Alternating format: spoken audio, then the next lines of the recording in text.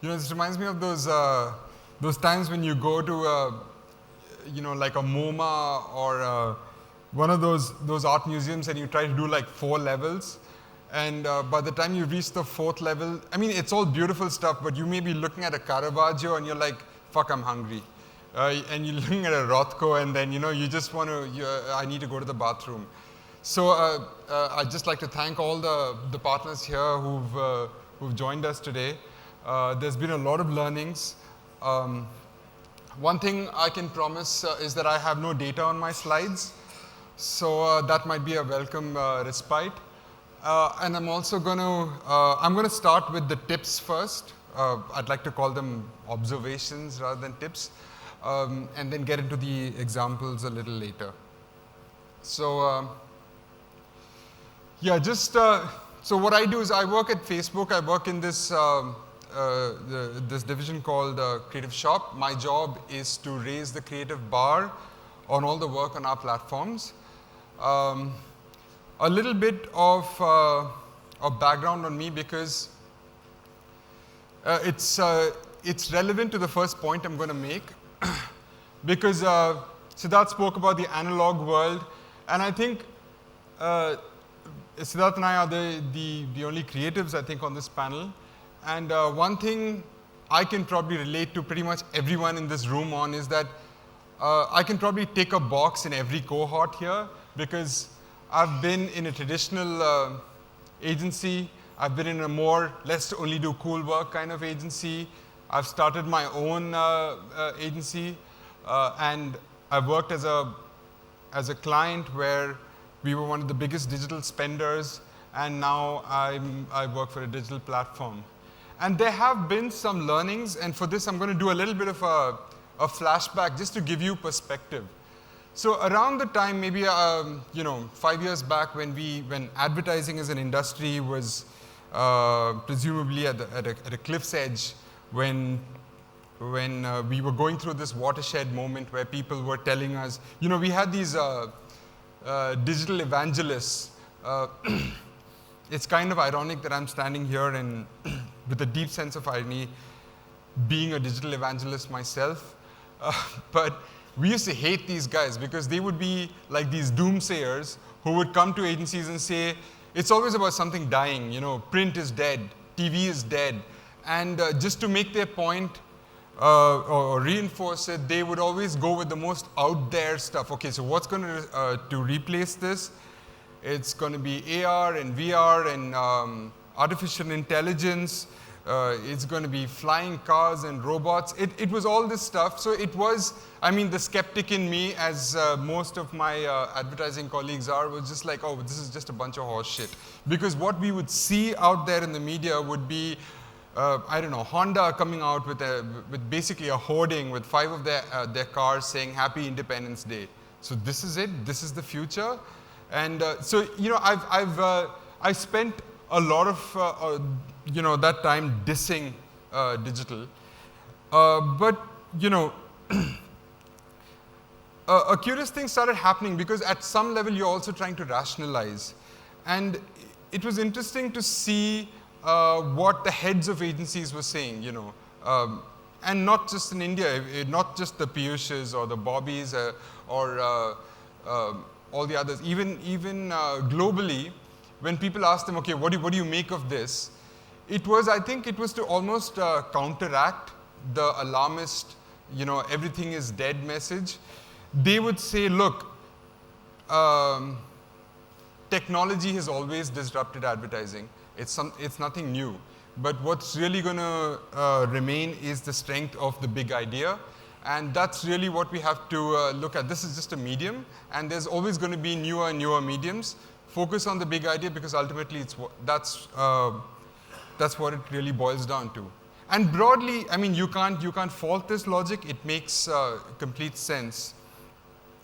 But and I did invest a lot in this until about 6 months back. Nick Law, who's ex-Publicis, ex-RGA, he had come to the Facebook office and he gave this this talk. It was more like a long rant about he just did this this piss take of the big idea and the industry's obsession with it. So the first thing I'm going to talk about is basic. I'm just going to tell you, I'm going to paraphrase what he said in his long presentation. What he said is this: look, the big idea, how it translates into action is this. As it always starts off as this this larger thought that sits above execution, which then filters down with consistency down into mediums. But what he says is, in principle, it makes sense. But how this translates is always, almost always, as an anthem TVC, following the grammar of that medium, which is in the setup, the climax, and the payoff, and with this, a thought that has huge gravitas, which is usually ends in a tagline, which is now a hashtag, and then that goes down into the other medium. But the point he said is that it works for it is built for the grammar of that medium, which is the medium that marketers are most familiar with, which is broadcast. But that is not really, you can't take that message and put it on Instagram stories in 6 seconds and hope for that to work, because that is just forcing what you spend most of your money on, and then try to kind of shoehorn that into the medium. So his broad takeout was create for the medium. Every medium has its own grammar. Don't lose the brand voice, but follow the language of every medium. So that was the first tip that I wanted to share with you. The second thing is, see, this is pretty much what I do. I go to agencies and brands, and I mostly find myself talking about best practices, right? It's not really rocket science. It's not some genius pearl of wisdom that you can go out and give your creative directors or share with your clients. It's boring stuff like this, like, guys, design for vertical, design shorter, design for sound off. And it's really, I wish I didn't have to do this. But surprisingly, I mean, this is something that I would like to take off my KPIs, but it's shocking how much of our market still needs this. I would say, I'm just making up these stats, but it would be at least 80% of the work that we do on our mediums. I've gone to big spenders and made these presentations, and they've all been like, yeah, but we know this. And I've actually said, okay, ma'am, if I could just challenge this, could you just open your Facebook page and take a look at the stuff that's there? It's hoardings, it's like the same thing that they've released out there in outdoor is now there in a horizontal format. There's no movement. There's really nothing. And what I do is also I have to help my colleagues in sales, and how their effectiveness is measured is by looking at how these things have performed. But if you're not creating for the grammar of that medium, it's not going to perform. So then, it's it's something that we're hoping. There is a lot of traction, and which is why we are taking this message out to agencies and kind of drilling it into it. So it isn't really a big, sexy message. It's just some basic stuff that we really have to do. The other thing is, I think creatives like to think of using their noggin, using their creative skills in doing stuff which is in that rectangle. But you can use your brain, your creative brain, in a lot of different ways. I'll just give you an example of how you can use, because targeting is one of the big strengths of Facebook. 2 examples. One is a very recent one. You might have seen this at Cannes. There was a campaign by, I think, TBWA Chicago. It was a print ad campaign that won a DNAD. Beautiful outdoor landscapes. They got like an oil painter to do them in a very impressionist style. So it looked like rainy days, and then it just said McDelivery. It won as well. It picked up gold at DNAD. Somebody from Creative Shop Facebook, they took a look at this and they said, look, this makes for a great targeted DR campaign. They took those, chopped them up into videos, geo-targeted them at locations around McDonald's, and they also mapped it to weather data when it was raining. And the platform inside there was that when it's raining, people are on their phones. So it suddenly, you take it from a very static propaganda medium into something that's so alive and responsive to people. So that is, I mean, it's not something that's in the rectangle, but you can do a lot of stuff which is even outside of it.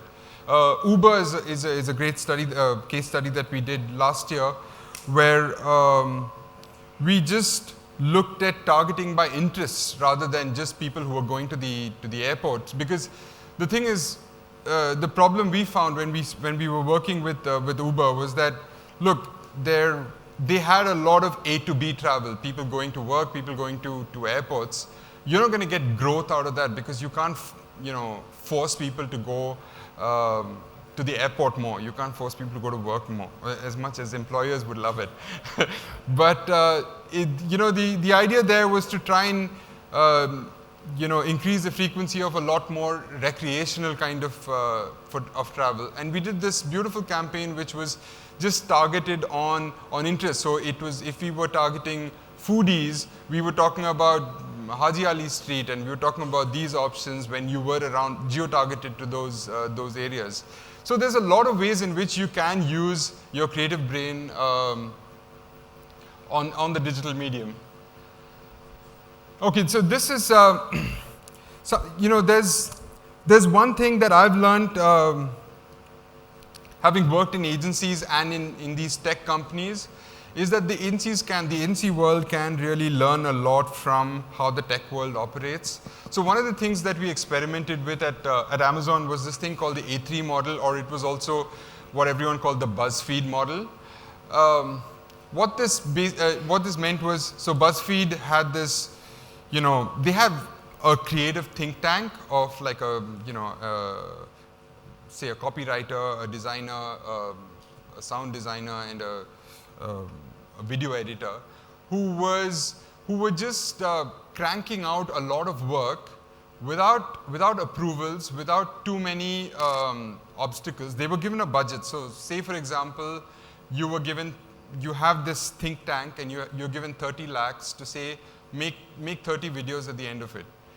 And every, say, 15 days, you don't have to go through the 5 layers of approvals that you have to go through to get an ad out. You just go every once in 15 days, take these 15 ads, and the CMO says, okay, take this, and this, and then forget the rest.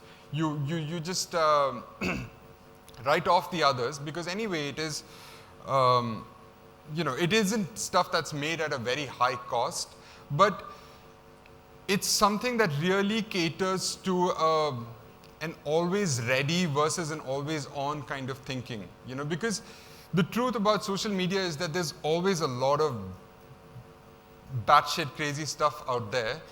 You really have to be tuned to the medium, and you have to take advantage of that, and this is one of the ways in which you can do it. I'm just going to skip and just go straight to the example. This is something that we did last week. So mercifully, there's no data slide because it was just done last week. But it's a great example of how you can take a platform insight and go to town with it. It's a fact that Indian kids are the most cyberbullied in the world. And one of the things that we looked at when we spoke to Ogilvy and we spoke to Mondelez was how we as a brand, as Cadbury's, could see, how instead of looking at it as a proposition, look at it as a solution and see how we could tackle this. So I'll just play these 2 videos because that's how we released this on International Friendship Day. Priti, you're on. Yeah, I'm ready. Yeah, I know. Yeah, I'll just go.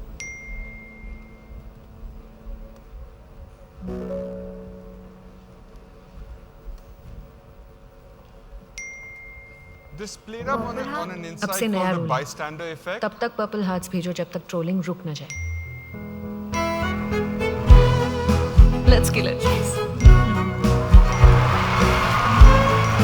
इस friendship day purple heart दो, दोस्त का साथ दो. So basically what the bystander effect says is that the more number of people there are, there's more of a dilution of responsibility, especially when there's something bad happening.